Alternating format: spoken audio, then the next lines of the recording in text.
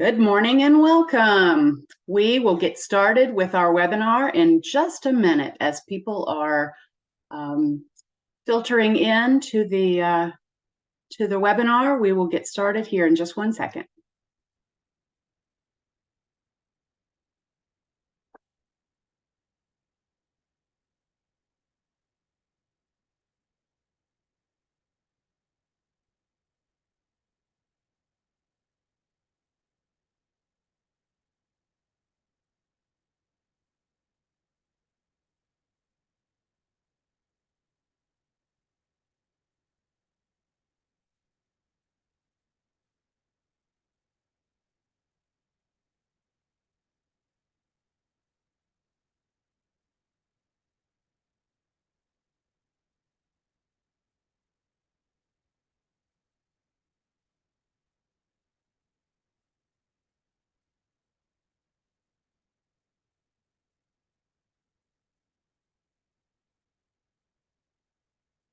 Okay, on my clock it says 10:01, so let's go ahead and get started, everyone. Good morning once again and welcome. My name is Laurie Abinator, and on behalf of Centralina Area Agency on Aging, it's my pleasure to welcome you and thank you for joining us today. And behind the scenes, operating all the things technical and helping monitor the chat is my counterpart from Centralina, Kaiten McElrath. So today's webinar focuses on age-friendly communities, walkability and pedestrian safety. And we have two wonderful presenters with us today. But first, I have some very brief announcements to share with you. First of all, we are in webinar mode, if you haven't noticed, which means you are automatically muted. You can see speakers and hosts, but you cannot see the other participants.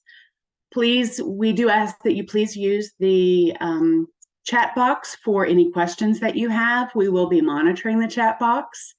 And lastly, know that the session is being recorded and it will be available after today, along with resources, and the PowerPoint, I believe, will be posted after today's session on our website at centralinaaging.org.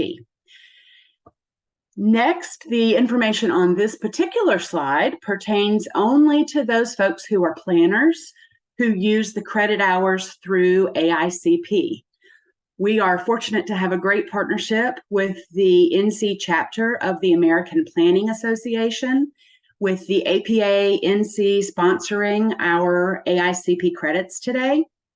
So for today's event, 1.5 hours have been approved through the American Institute of Certified Planners. The event number is listed there. I understand that those of you who use these AICP hours know exactly what to do with that event number information. That's a little new to me, but we're happy that we were able to make this the CEU hours available to you guys with this partnership. And this was, I think, a first for our aging department to be able to do that. If you are participating and you do not know what AICP is, don't panic and rest assured that you will still receive a certificate of attendance via email for being with us today. And you won't need to do anything with that event number. Okay, moving right along, it is my pleasure today to introduce our first speaker. Rebecca Gilbert is the Associate State Director for AARP in the Charlotte region. AARP Charlotte strongly advocates for the region's 50 plus and presents a regular lineup of local events and educational workshops. Before joining AARP North Carolina, Rebecca was on the AARP National Office Grassroots Advocacy Team, where she worked with all AARP state offices, including ones in the Virgin Islands, Guam, and Puerto Rico. Rebecca is an advocate for AARP, and she presents programs and hosts workshops to help people get the most out of life. AARP events include programs for family caregivers, fraud prevention, help for job seekers, and more. In addition, they host opportunities to socialize, volunteer, and have fun.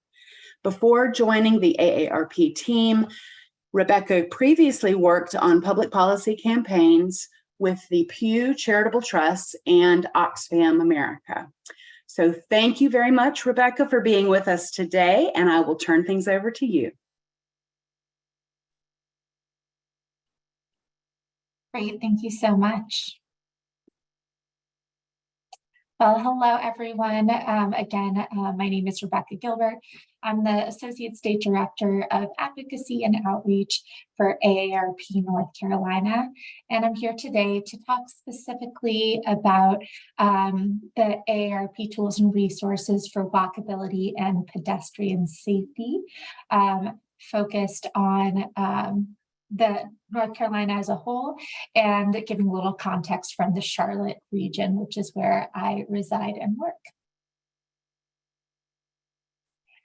So for AARP North Carolina as a whole, our goal is to support North Carolina state and local leaders to ensure that they're designing communities that work for people of all ages, whether that be folks that are ages 8 or 80 and everything in between.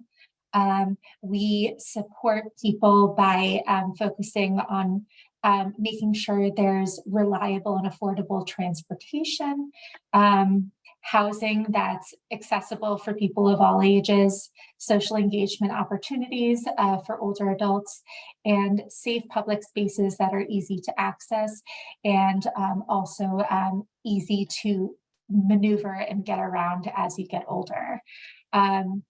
Our country is actually in the midst of a radical demographic shift where we'll soon be comprised of more older adults than children, which is absolutely crazy.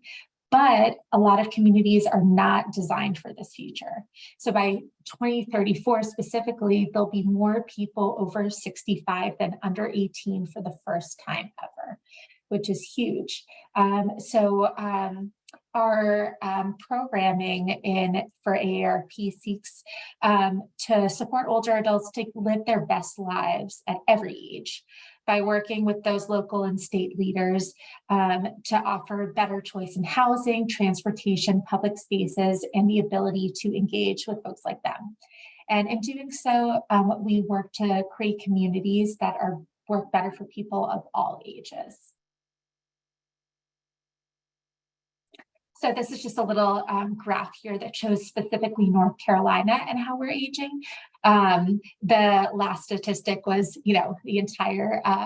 the entire country. So in 2020, there were 1.8 million people in North Carolina that were over 65.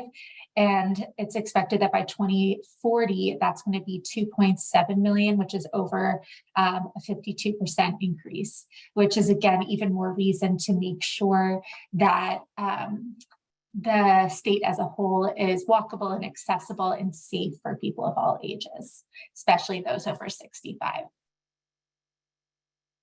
So in the last few months, we had a major win, which was Executive Order 280, which was basically North Carolina's commitment and the governor's commitment to building an age-friendly state. Here's just a link to that announcement.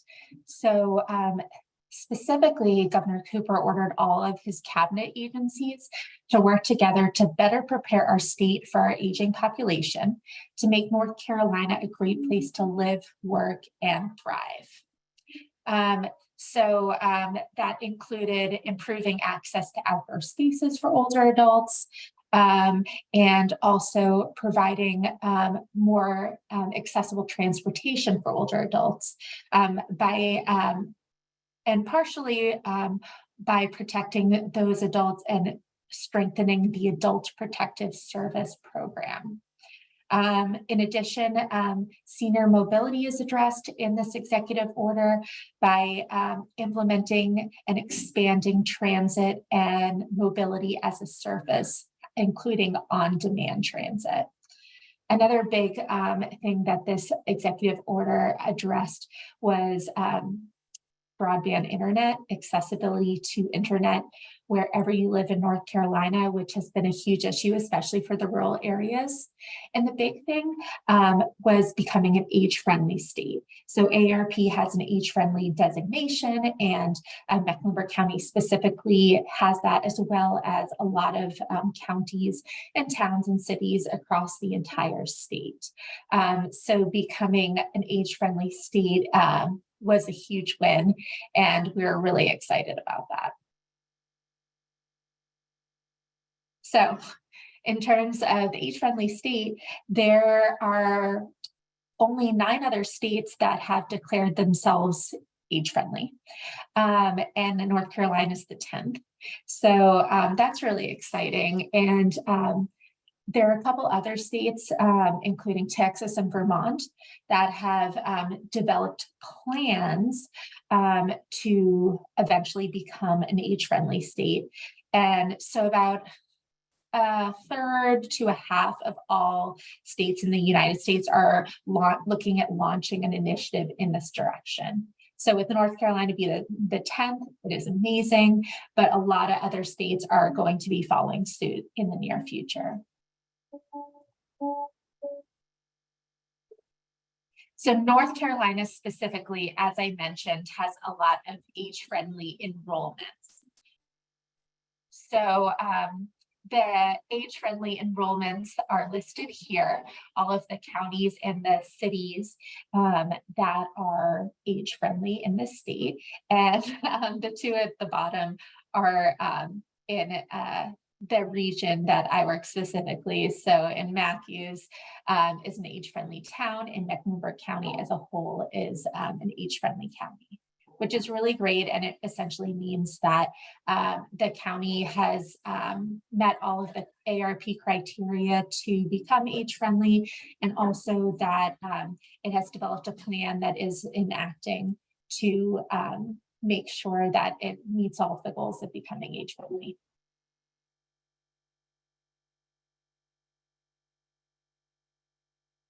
So AARP operates off of 8 domains of livability. So I included that chart here so that you can see what they are. And the 8 domains of livability kind of determine the age-friendly plan that counties and cities and towns enact to ensure that they are age-friendly. So specifically, that includes offering opportunities for social participation for folks of all ages, which includes, activities and fitness classes and cooking classes and ways to get out and meet other like-minded, similarly aged folks. Housing opportunities, that's a big issue in Charlotte, but making sure that there are affordable housing opportunities for folks of all ages, and also making sure that housing communities and living opportunities are accessible for folks as they age, and there's the ability to make modifications so that folks can age in place. The next is outdoor spaces and buildings, making sure that parks and buildings all around cities are able to be accessed by people of all ages. Transportation is another really big one, making sure that folks are able to get from point A to point B safely and accessibly, and whether it be walking on trails or paths, whether it be taking public transportation or driving. The next is communication and information. It's very important that older adults are able to access information on how to live and be safely in their communities. Civic participation and employment. It is very essential that folks of all ages are able to participate in their community and be employed so that they can support themselves as they wish. Respect and social inclusion. It's also essential that folks are treated with respect and valued regardless of their age or ability. And then finally, health services and community supports. No matter where you live in North Carolina or in the region, it's important that you have access to the health services that you need and that you're able to get there safely. So this slide specifically is related to age-friendly Mecklenburg transportation recommendations. You're welcome to read this in more detail, but essentially as part of the age-friendly AARP age-friendly designation plan that Mecklenburg County has created. These are specific recommendations and the time periods that they wish to implement those recommendations to make sure that older adults are able to get where they want, when they want to, safely and in the way that they're able to travel most easily. So in general, older adults want and need walkable communities. So they deserve to live their lives where they want and to stay active, engaged, and contributing to their communities as long as they can. So it's important to ensure that the places that they live are ready for us as they age. It should, the location that they live should be age-friendly. They shouldn't have to make major modifications to make it that way. So improving communities for older adults also improves those communities for people of all ages. I mean, in general, we want to live places where we feel comfortable and safe and can find homes that fit our lives, where we can move around easily, access all the services we need, and entertainment and opportunities that we want. So as an AARP study showed that 8 in 10 adults over 50 want streets and sidewalks that are safe and accessible for all. And at the same time, adults over 65 are 50% more likely than younger adults to be struck and killed by a car when walking.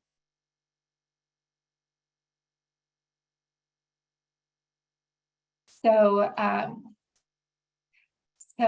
an age-friendly community is a place where people of all ages can go for a walk in their community, cross the street safely, ride a bike down the street, get around without a car if they're not able to drive or don't choose to, live safely and comfortably in their own home, whether they decide to move to an active living community or stay in their homes that they've lived in for years.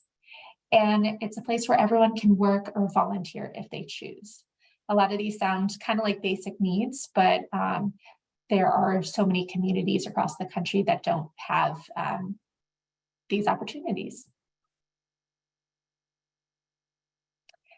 So a tool that AARP offers is called a walk audit. Some of you may have done this before. It's an activity where participants can observe and evaluate the walkability of a location so that they can identify and also document for others if and how people can travel safely along a street, navigate an intersection, and get from point A to point B.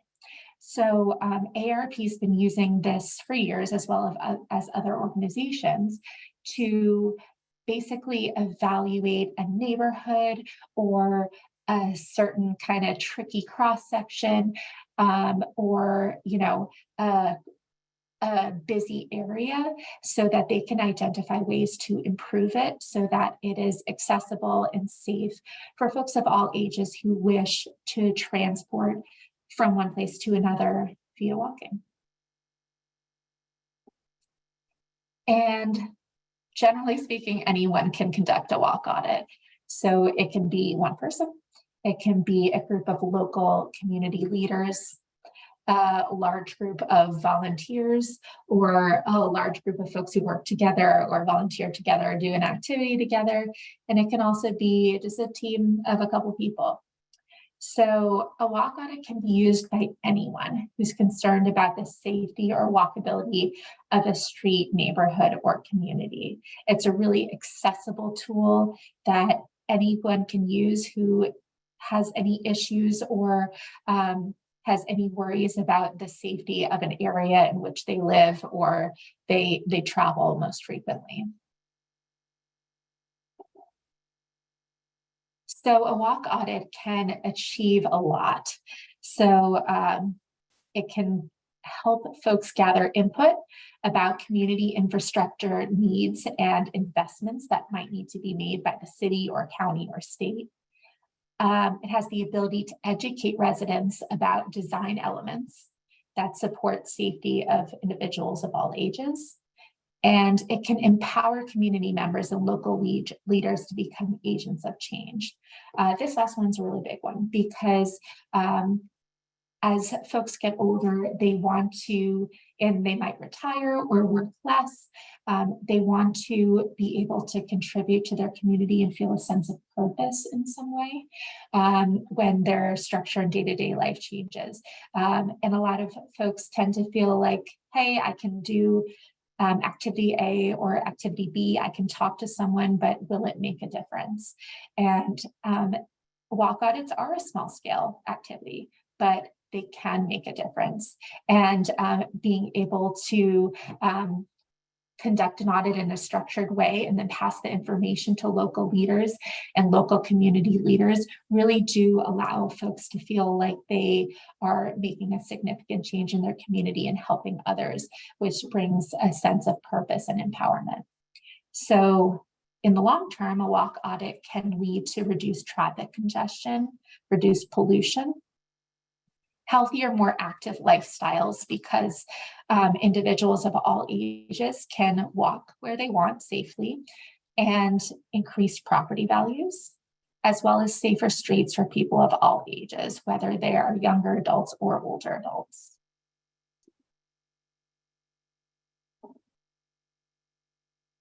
So AARP has a walk audit toolkit, which has a lot of examples of traffic calming methods that make streets safer for pedestrians, for drivers, for bikers, folks on scooters. So it's really great to be able to share these and other ideas with your local leaders. So the pictures that are on the left of these words show examples of a curb extension, a bulb out, an artistic crosswalk, and a road diet, which are just some examples of modifications that can be made as the result of a walk audit that's then passed on to community and local leaders. So to learn more about the walk audit toolkit that I referenced, you can go to aarp.org/walk audit to order or download the free AARP walk audit toolkit and the accompanying worksheets. If you want to be among the first to know when different resources or new materials are being published, you can subscribe to the AARP Livable Communities e-newsletter via aarp.org/livable subscribe.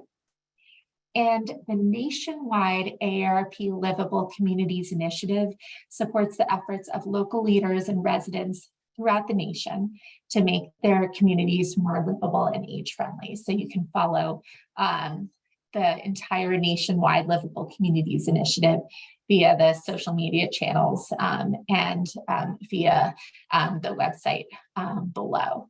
And it's also really great to be able to see what other states and other communities are doing to make their areas more walkable and pedestrian friendly. Because in my role, previously I worked at our national office working with all different states, and that's really informed my perspective on working in North Carolina specifically, because I've seen what folks have done that's worked great in terms of improving walkability and pedestrian safety, what might not have worked as great. And that's really helped me to inform my decisions on how we can make North Carolina, the Charlotte region, more walkable and accessible for all people as a whole. So I also wanted to share just a couple upcoming events that AARP is participating in that you are all welcome to attend. I don't know if you all have heard of Bike Walk NC, but they're having their 12th annual Bike Walk Transportation Summit. It's going to be September 14th through 16th at Catawba College in Salisbury. And on the Saturday, which is September 16th, I believe, let me just confirm. September 16th is a Saturday. We're actually going to be conducting a couple walk audits across the area where the summit is. If you'd like to take part in it, you're more than welcome.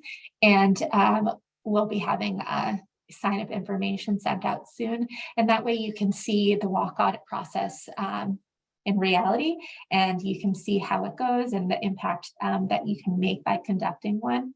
So that's a really good opportunity. And then a virtual opportunity is AARP as part of our National Livable Communities effort, at which this walkability and pedestrian safety portion is a part of it. We're conducting a free virtual workshop from September 27th through 28th on economic development and connecting to opportunity. So if you'd like to sign up for that, you can go to aarp.org/livable2023 to find out more and to sign up for that virtual workshop. And this is just an AARP in Charlotte plug. But if you want to connect to us in Charlotte and see what we're doing in and around the region, our region is similar to the Central Line region in terms of the counties I cover. You can always go to aarp.org/Charlotte, follow us on Twitter, or X as they call it now, at AARPCLT, on Instagram at AARP Charlotte NC, or facebook.com/AARPNC. And if you're interested in volunteering with AARP, whether it be conducting walk audits or working with local officials and community leaders to make changes in the age-friendly capacity of your neighborhood, your community, your city. In Charlotte, we have our monthly meetings the third Thursday of every month from 3 to 4:30. And then we also have a lot of opportunities to volunteer in person and virtually around the state and around the region on all different issues relating to making the community age-friendly. So if you're interested in that and getting involved more, then please just reach out to me. I can put my email in the chat as well. You're welcome to reach out to me with any questions, concerns, ideas. I really like to involve community members as much as possible because you all have a pulse on your individual communities and what the walkability and pedestrian safety needs are, what the wants of your friends, neighbors, family members are, and it really helps me to best help you all in making a change in our local community.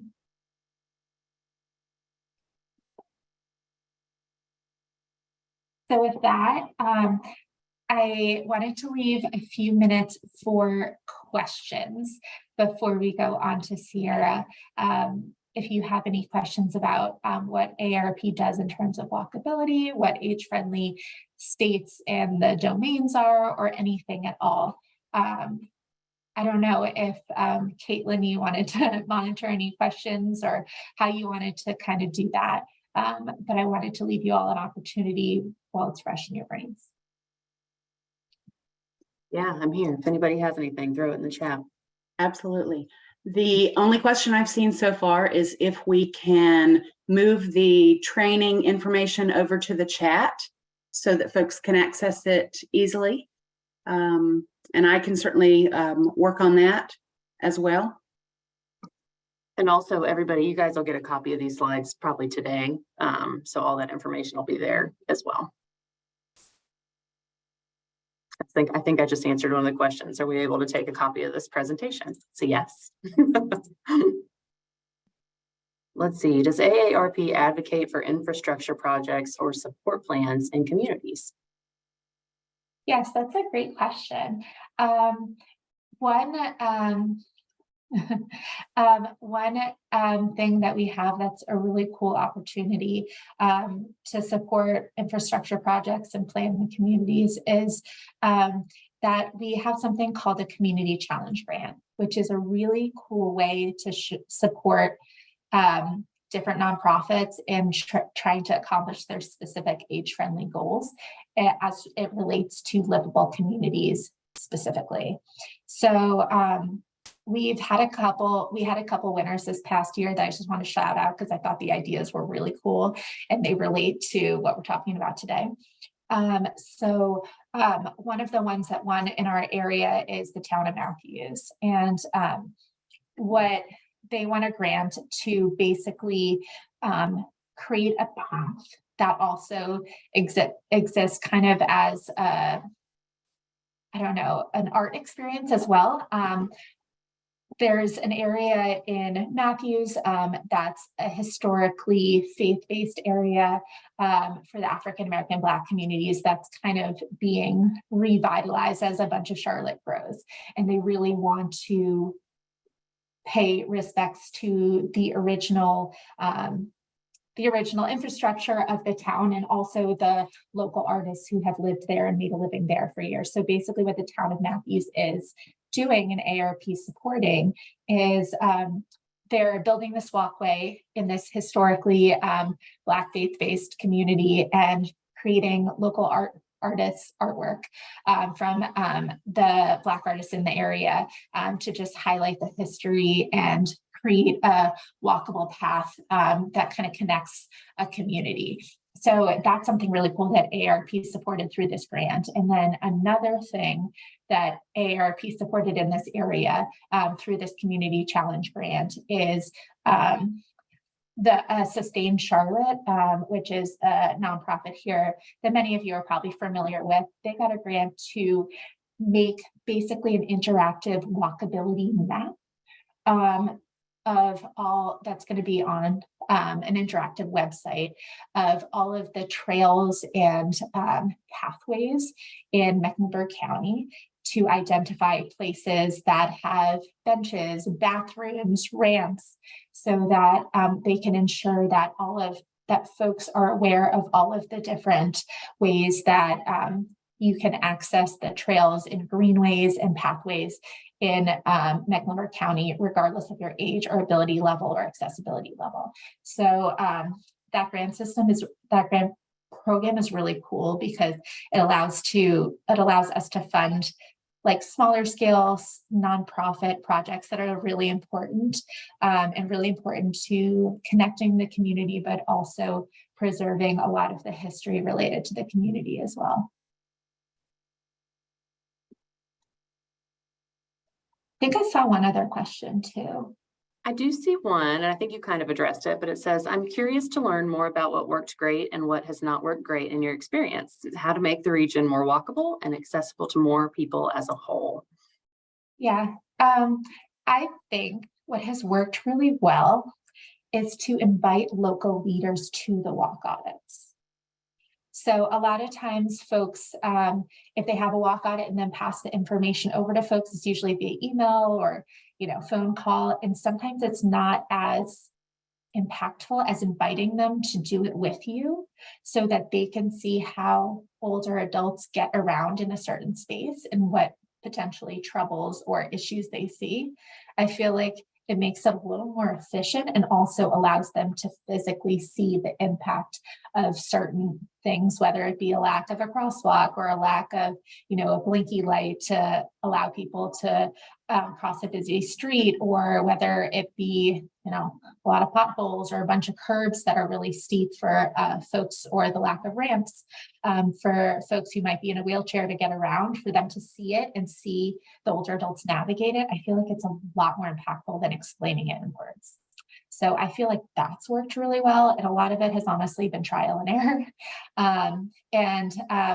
I think the larger the group, the better. I know, in my slide, I said it can be 1 or 2 people, which is great, but having people of all different perspectives and different ability levels participate in a walk audit is really helpful to see all different perspectives on how folks can get around one area or one intersection in a variety of different ways. It allows you to see a lot of different perspectives. Awesome. Anything else before we move on? I don't see any additional questions. I do see a comment saying that we received an AARP grant for the Winterville Traffic Garden in 2022, and another person commented, we received a grant in Gastonia to create an art project on the sidewalk that connects a community to the main library. I love the art projects. It's the kind of thing when, you know, your job connects all the things that you love. I love seeing when local artists are highlighted in these walkable spaces, making it where you're getting a little exercise or getting from point A to point B and learning something about your community as well. Especially in Charlotte, I know a lot of areas around North Carolina, as they grow, sometimes they lose a little bit of that local flavor or the local connection. And it's really cool that we're able to help preserve that or bring some of that back in some of these grants that we offer. So the AARP Community Challenge Grant, it exists across the nation. I know more about the ones in North Carolina than other states, but it's a really good way that we're able to support local nonprofits that want to make, you know, their communities age-friendly, just like us. So if you go to aarp.org/livable, you can find information on when that grant process opens for the next year. We just awarded the 2023 ones, I think. We announced it in June or July, so pretty recently. So it usually opens up in the following spring, maybe around March, don't quote me, but it varies a little bit from year to year, but that's where you can find out more information.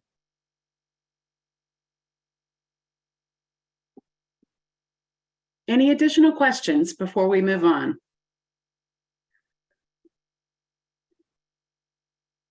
All right, well, thank you, Rebecca.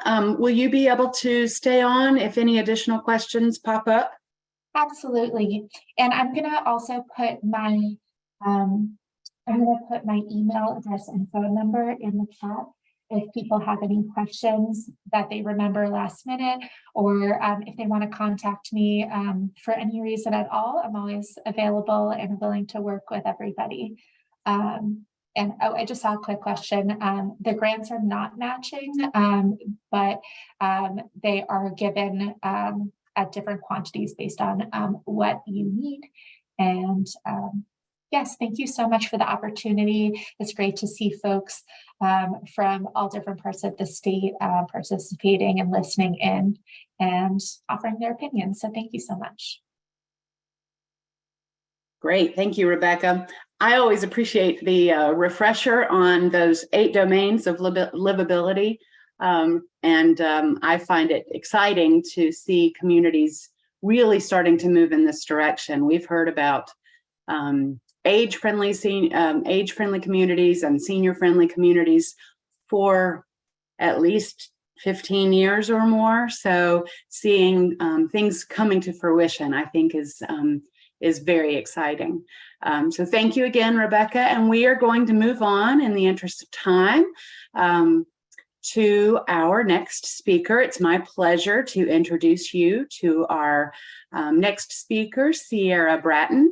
Scierra is the Vision Zero Community Coordinator at the Charlotte Department of Transportation. She's a communications leader with over 12 years of experience across diverse industries. She earned a Bachelor of Arts in Media Studies with a concentration in news and documentary from UNC Greensboro and a Master of Arts in Communication from Queen's University. As a Charlotte native, it is her honor to serve her community by providing communications, media, and public relations and community engagement support for all residents and visitors. She's a member of the Public Relations Society of America, and she earned her accreditation in public relations in October of 2022. Thank you, Scierra, for being with us today, and we are excited to hear what you have to share with us. Yes, thank you so much for that introduction. Good morning, everyone. I'm so glad to see so many of you, some names that I recognize and some new names. So just happy to be here today. I would love to start off by utilizing the chat. Just wondering how many folks have actually already heard about Vision Zero, you're a pro, you could give this presentation. So just put yes in the chat if you have heard of Vision Zero. Okay, yep, I see a lot of yeses. Wonderful, wonderful. Yes, but not a pro. All right, all right. And I do see some no's. So I think it's great when we have folks from all over who have varying levels of knowledge of Vision Zero. So let's go ahead and get into it with our schedule for today. So we have some goals today that I'd like us to accomplish and be able to take away. So first, we're going to talk about what is Vision Zero for those who aren't quite aware of it. We're going to look at Vision Zero in North Carolina and specifically in Charlotte, you know, since I am with the Charlotte Department of Transportation. We're going to take a special look at pedestrian safety and some ways that we're able to ensure that folks who are walking, biking, and rolling can navigate our streets more safely. And then we will specifically talk about what you can do as an individual, you know, whether you're a resident of Charlotte or another Vision Zero city in North Carolina, how you can really pledge to make a difference and be safer in your city and your state. So Vision Zero actually started in Sweden in 1997, and the goal was to address the national public health crisis of fatal and serious injury crashes. Now, the good news is that since the start of Vision Zero, Sweden did see traffic deaths drop by 30%. And so now this has transitioned to the states, of course. But, you know, when you really think about it, in some way, you have likely been impacted by a crash, whether you yourself were involved, whether you maybe saw it in passing, or you could have been stuck in traffic due to a crash. So want to just, you know, make the point that it is a ripple effect when these things take place. Of course, you know, the very serious circumstances that a particular crash may lead to death or a serious injury, even just down to the impact of seeing it in passing and just, you know, hoping that whoever was involved is okay. But you also, in between, have to think of the police officers who come to the scene, the public health officials. If someone, you know, needs physical or speech therapy afterwards, there are just so many layers to how these situations impact us. And so this is the Vision Zero network map. And so just wanted to show you visually all the different locations that have Vision Zero and are working towards this goal of zero. There are obviously places all along the East and West Coast and some sprinkled in between. So we do try to work collaboratively together and discuss, you know, what's working and what's not to try to help each other reach that goal of zero. And then this next slide shares all of the cities in North Carolina. So I hope that you see your city up here, but if not, take that as a charge and an opportunity to take this back to your community and say, hey, why aren't we doing Vision Zero and how can we get it started? One of the things that I've really appreciated, especially over the last couple of years, is that, you know, we have different resources to get together virtually and in person to talk about how things are going with our own Vision Zero program, but also how we can work together to try to reach our goal. And so if you're interested in more information, you can visit ncvisionzero.org. There are a ton of resources there, data, just any information you could really think of. So definitely take a visit there. And so I hope that you all realize I have not used the A word today. I have not used the word accident until this very moment. And that is because crashes are not accidents. When folks use the word accident, it really implies that the situation was happenstance, that there was no causality behind it. And we just know that that's not true. The data shows us what the top circumstances are for these fatal and serious injury crashes. And so we know that they don't just happen, right? Speeding, driving intoxicated, and driving distracted are the top 3 reasons that we're seeing these instances take place. So these are choices that people are making. They're choosing to drive above the speed limit or choosing not to adhere to the signage or the stop sign and the signal. They're making a choice that is not only impacting themselves, but can impact others' lives as well. So want to invite you to visit crashnotaccident.com. There's a lot more information there as well. But feel free to visit that website to learn a little more about, why we choose the terminology crash. When we work with our partners, that's what we use. When we talk with the media, we try to encourage them to shift their language as well. So we'd rather you use crash, collision, incident, or wreck. And so, the Charlotte Department of Transportation, or CDOT, is, leading this effort of Vision Zero, right? But there's no way that this one department can do it alone. So we do have a task force. We meet quarterly, and there's over 80 members from a variety of organizations. There are, residents who are advocates. So just a mix of, people who want to see safer streets in our city. And so I just wanted to share our task force commitment. So as a community, it's our responsibility to eliminate traffic deaths and serious injuries for all who share Charlotte streets by 2030. And so I always just like to emphasize the key words for me personally are community and our responsibility. And you'll even see in our logo, our benefit statement or our tagline is our streets, our responsibility. And that's because we all play a part in making sure that we do have safer streets.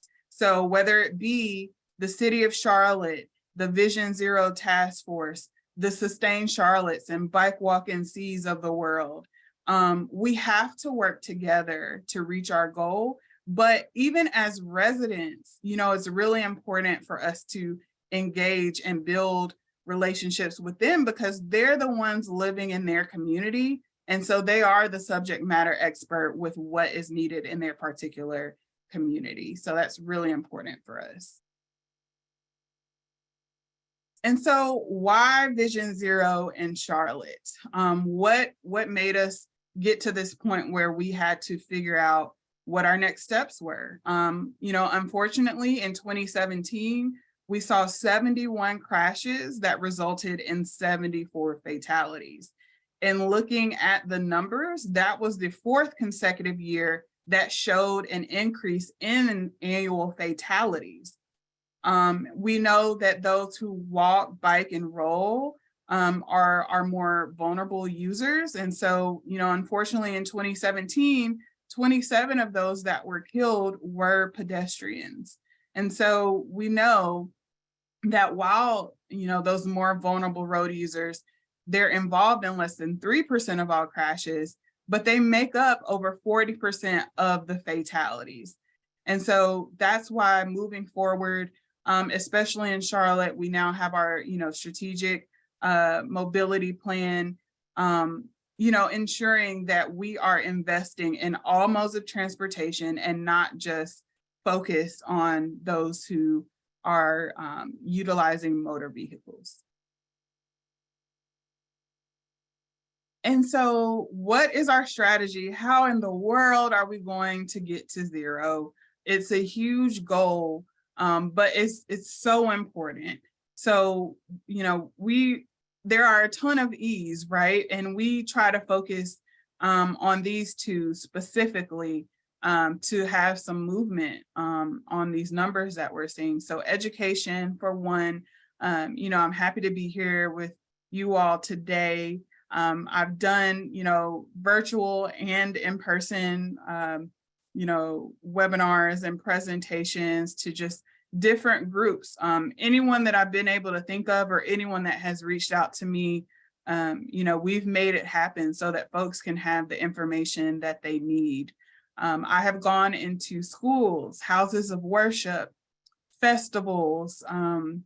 The last two largest events that I can think of are the Camden Commons event, where the street is shut down, and we saw everyone, you know, walking, biking, and rolling. That was great to see.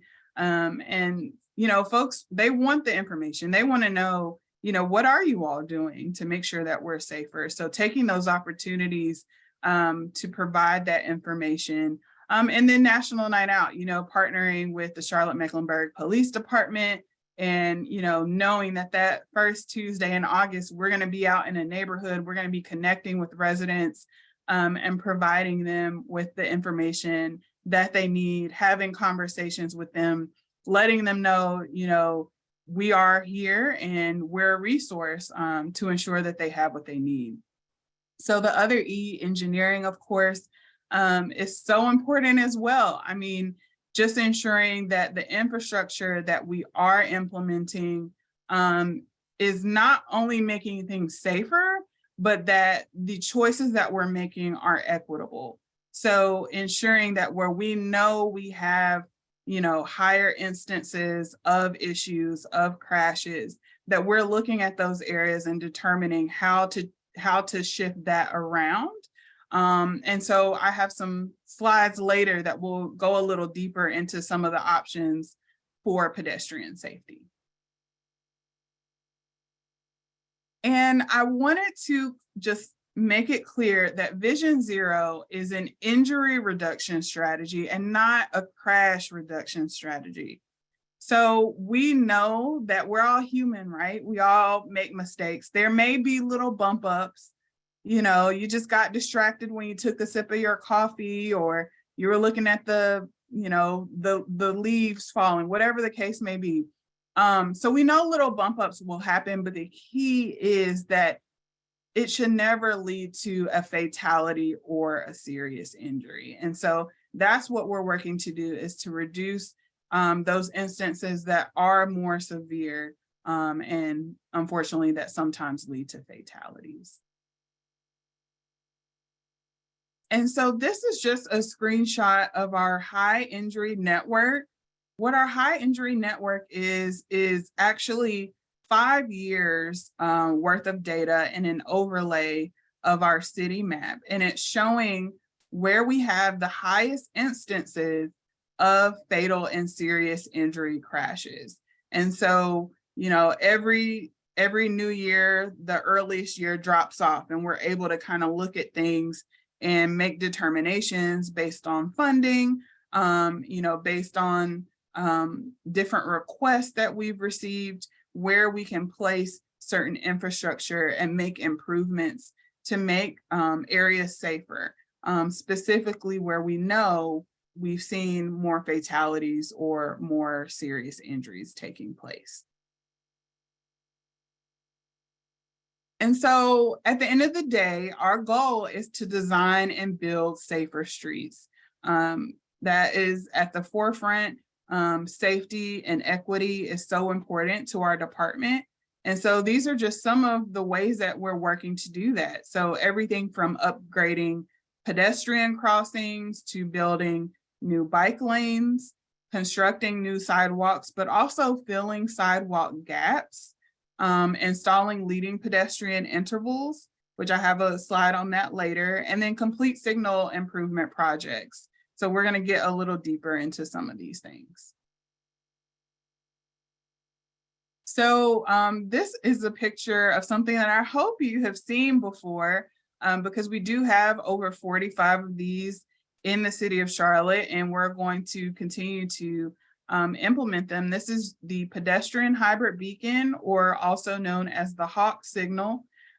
So these are initiated by the pedestrian when they are ready to cross, and there are different phases of the light signal to let vehicles know that someone is waiting to cross. And so this helps to minimize the disruption when someone is trying to walk across, if they have their bike or they're rolling as well. And this next one is the rectangular rapid flashing beacon, RRFB for short, because it is a mouthful, but very similar to the PHB or hawk signal. This is initiated by the pedestrian when they are ready to cross. And so under that walking person symbol, you've got that strip of LED lights. And so that will begin to flash to alert motor vehicle users that a pedestrian is waiting to cross. So we're trying to, in addition to just having the crosswalk, have these additional elements in place to create more awareness that there's the presence of someone who wants to cross. And then this next one is the pedestrian refuge island. So this really allows for the opportunity to navigate more safely by only having to cross one direction of traffic at a time. So you'll cross one direction, wait in the middle, and then you'll cross the other direction. That way you are not having to, look back and forth as you might have to at a traditional crosswalk. And so it just provides that extra opportunity to only have to be worrying about one direction of traffic. And of course, this is used by pedestrians, bicyclists, and folks who are rolling as well. And then we also have the accessible pedestrian signals, or the APS. So this assists our residents who may have a visual impairment. So when you hear the audible tones and the speech message, this is what this is for. There also is vibration. So that way they are able to better understand when it's their time to cross, as well as the push button itself actually has a raised tactile arrow. So that orients the user, and then it vibrates when the walk signal is displayed so that they're able to cross safely.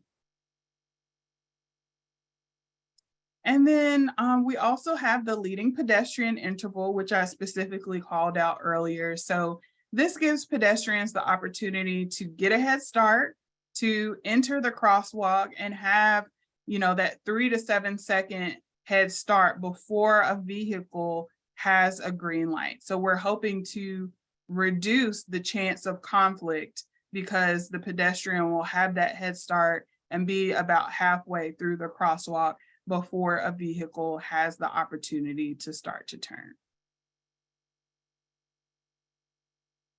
And then I just wanted to reiterate one of the things I said earlier about one of the causes of fatal and serious injury crashes. So speeding is a huge deal.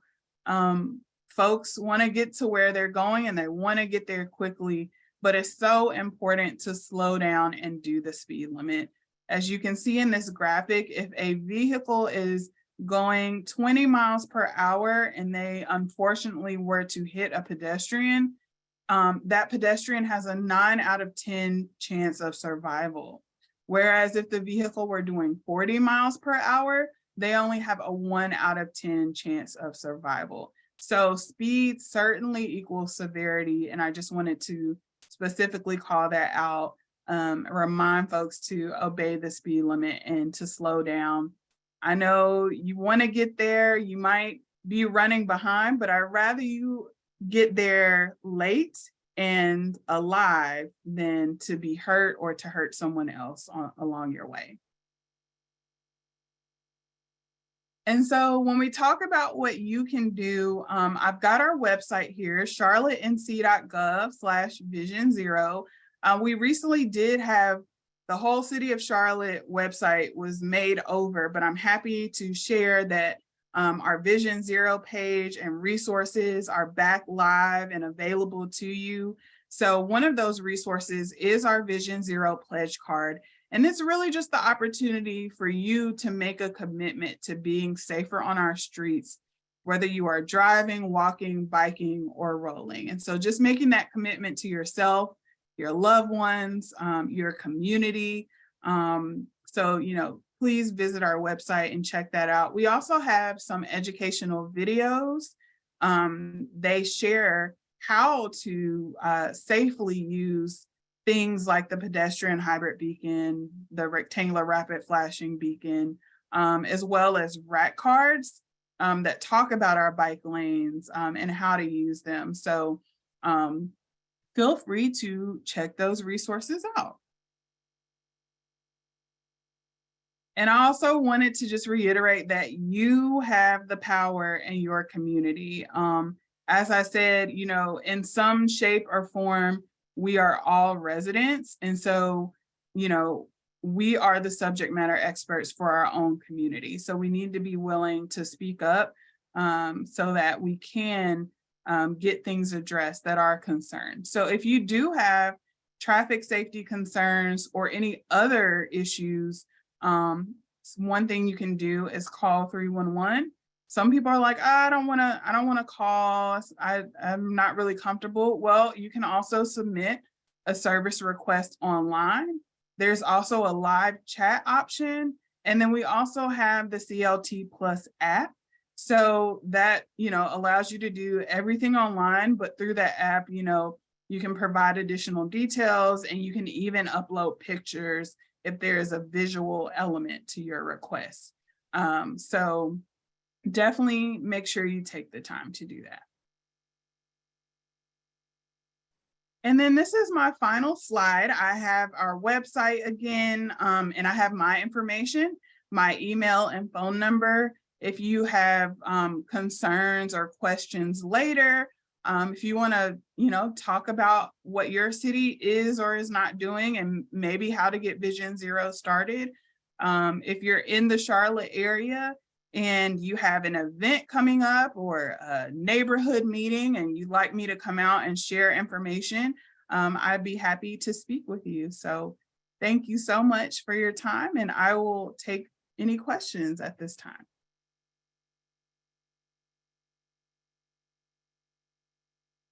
Wonderful, Scierra. Thank you. Great information, of course. We do have some questions in the chat. Hopefully I'm starting with the first one. First question is, how safe are the diagonal, which go across the whole intersection, crosswalks that you see in some larger cities?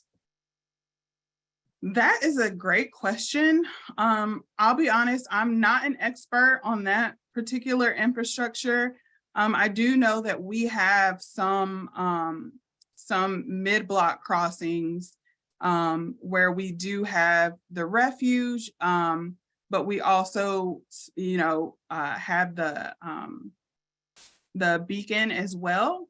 And so that is similar, and we find it to be safer because, again, it cuts that transition time in half. So instead of having to cross 4 lanes, you're only crossing 2 at a time, and you're only having to look in one direction for traffic. Of course, traffic should be stopped, but, we always encourage folks to still, make sure that they are paying attention to the other road users around them because we're all human.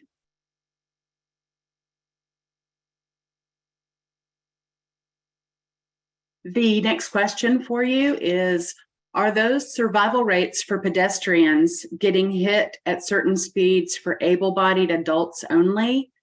Child, elderly, and wheelchair-using pedestrians would be hit higher in their bodies given the growing size of the kill grills and mass of SUVs and trucks. So would the rates of killing be much higher? Yeah, so that's a great question. Absolutely, we are always trying to determine, what are the differences for folks with diverse abilities. And so absolutely, someone who's, maybe a teenager or even an older adult just in really great health, yeah, they can skip across, run across if they want to, where someone else, if they have a walker or a cane, might be a little bit slower. And so that absolutely does make a difference. I have not, specifically pulled any data on that, but that is definitely something to be aware of and to look further into. Great. Next is a question that I put in there because it just hit me, having 2 kids that have completed driver's ed in the last couple of years. Is Vision Zero information shared in driver's ed or shared by the DMV? Is there any partnership there? That is a wonderful question. And I had the same question about a year ago when I started this position. So there have been, at least for the Charlotte area, some inclusion of things like the pedestrian hybrid beacon, but I don't believe there's enough material. And so we are working to try to build that relationship because it should be, at the very least, have our rack cards and our pamphlets available, in the DMV when people are coming in, and allowing them that access to the information and the resources. You have several compliments listed here. Next question is, are there any plans to extend bike lanes in the county, not just in the city? That is a great question. So as a city employee, we do have county employees that are on the Vision Zero task force. Typically, the funding that we have available is specifically for the city of Charlotte. But again, there are opportunities to grow Vision Zero coalitions in other cities and municipalities. It's just a matter of kind of getting the work started. So right now, I am just strictly, city of Charlotte. But like I said, we do have partners with the county. And so there is that opportunity to expand in the future. Next question, has Charlotte increased or shifted funding in particular programs to specifically work towards Vision Zero? It looks like perhaps more bike and pedestrian project funding. Have any other policies or engineering requirements changed? Great question. At this time, I'm not aware of any specific policies. However, I mentioned the strategic mobility plan, which covers all modes of transportation. Also, of course, the Charlotte Department of Transportation works very closely with CATS as well as our planning department. So we are definitely trying to make sure that we are, again, looking at this from the safety lens, the equity lens, but also, being inclusive of modes as well, right? So we did this year receive a federal grant. And so we are currently working, through that process to ensure that we're implementing, pedestrian improvements and bicycle improvements across the city where there's the most need. And the key is that there are other programs, right? So for example, our Corridors of Opportunity program, they have investment funds as well. So just making sure we're not overlapping or planning a project where another program is already, putting dollars. So, we are working through that funding. We did get approved, for our most recent bond dollars. So that's wonderful.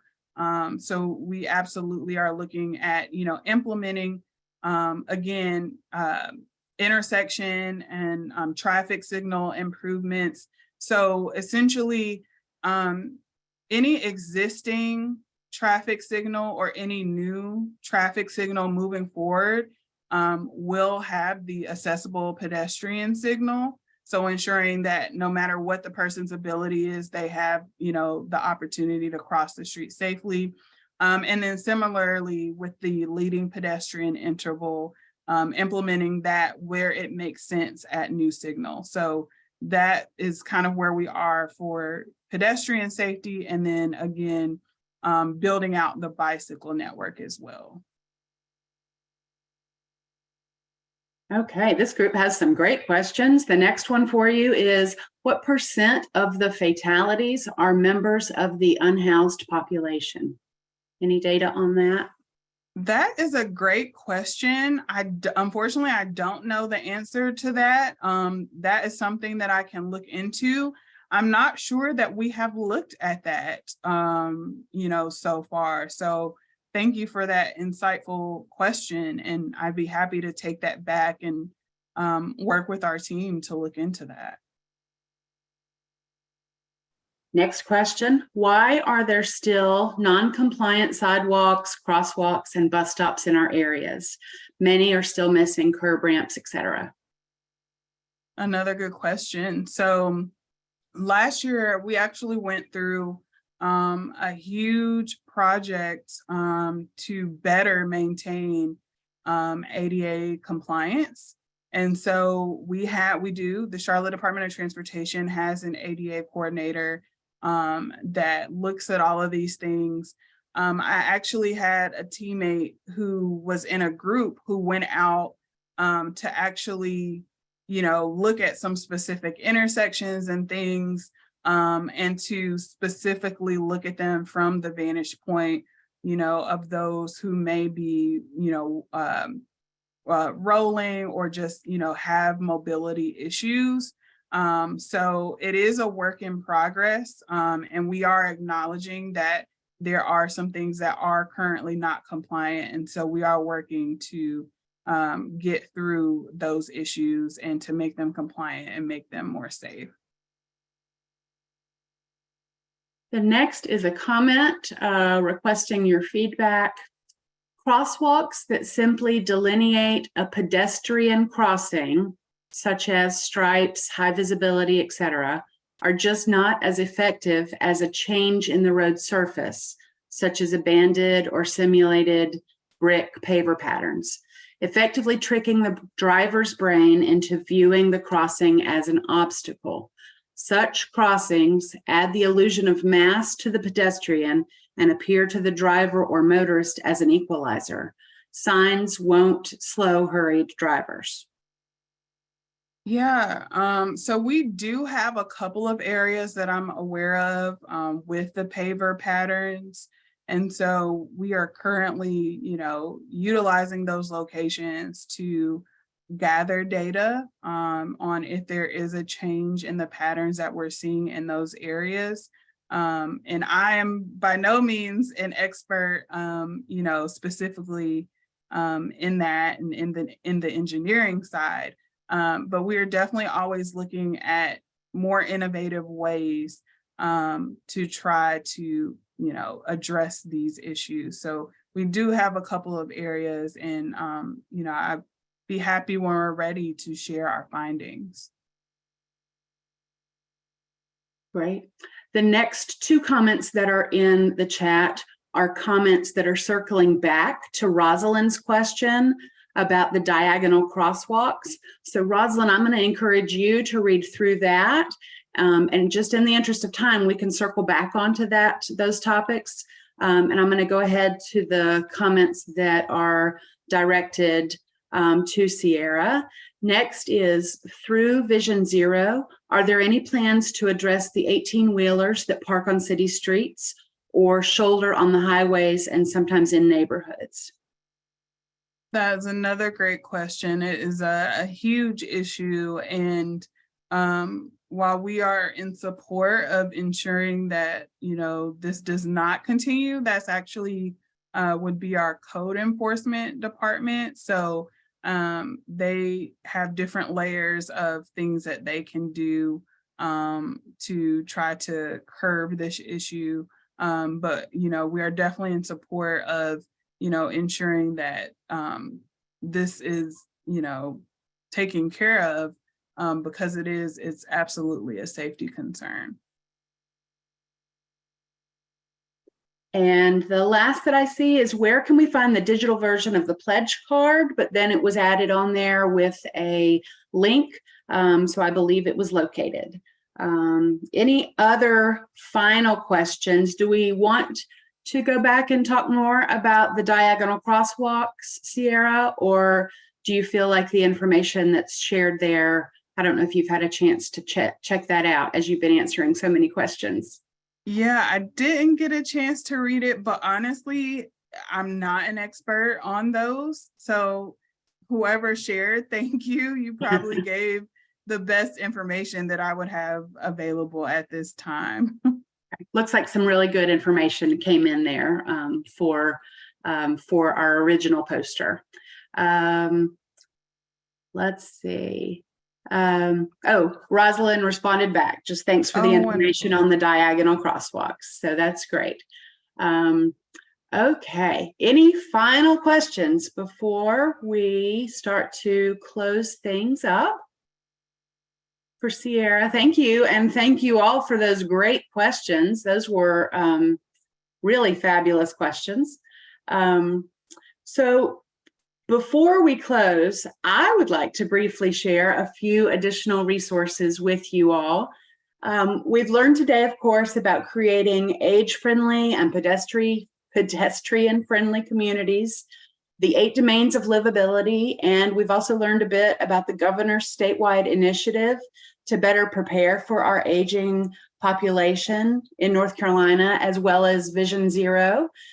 We realized as we were putting this together in our office that you all would be the perfect audience to put out a reminder or a shameless plug, if you will, about how your local area agency on aging or regional council, also called a council of governments in some area, can assist with your age-friendly work that you all are doing in your own areas.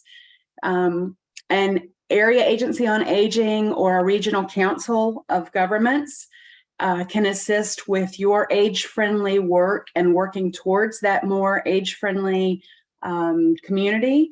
There are things that can be done, including conducting community needs assessments for communities, conducting walk audits that we heard from Rebecca about, facilitating focus groups and surveys, and developing and implementing a plan to increase livability. So on the slide in front of you, you'll see a map of North Carolina, and it says NC4A roster. NC4A is the acronym for the North Carolina Association of Area Agencies on Aging. So that's all 17 of the area agencies on aging. The information just below that is the North Carolina Association of Regional Councils. In NCARCOG, I'm not sure if I'm saying that acronym correctly or not. Of course, in the aging world, I use the NC4A most often, but some of you may be more in your own wheelhouse, may be more likely to be familiar with the NCARCOG map, which, if you use that link, looks almost identical to this one with the very same regions, because AAAs are housed within the regional councils. But we wanted to be sure that we just shared that information with you just as a reminder of how your AAAs and your own regional councils may be able to assist with technical assistance with some of those tasks that you might want to implement in your own areas. And then lastly, we also realized that because of the important role that transportation plays in the lives of our older adults and in building an aging-friendly community, we would be remiss not to mention and highlight some additional transportation resources while we have you as our captive audience today. Like most AAAs, Centralina Area Agency on Aging works with existing transportation providers within our region to increase coordination between systems and enhance transportation options for the community. And our goal, of course, is to create a more livable region that is positioned to meet the goals of all citizens, including those who are most vulnerable. So I also included the Centralina link there that goes straight to our transportation services and resources. There's information about trainings that we do. We have done quite a few trainings for transportation drivers from small areas, small counties and municipalities, all the way up to a large county-based system. We've done trainings on aging sensitivity and ADA requirements in transportation units. We've also presented and created a transportation guide for older adults and people with disabilities. It's available in both English and Spanish. And there's also some clips there from our transportation video mini-series, which includes considerations for older adults and people with disabilities from a variety of different standpoints. How to find transportation options in North Carolina. There's driver's resources from AARP. In fact, that particular video was done and led by Rebecca. So you'll get to see her again on that little clip.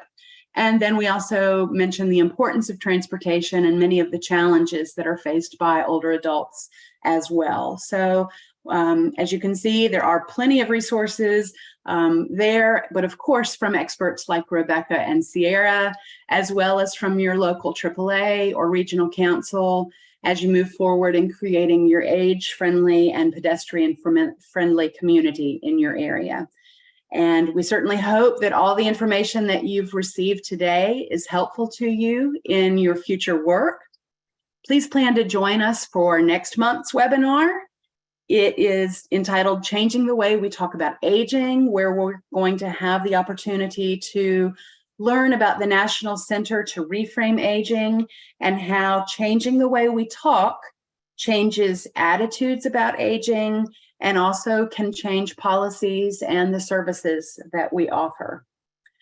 And I would like to finally thank each of you for joining us today. I do realize that we may be standing between you and your lunchtime.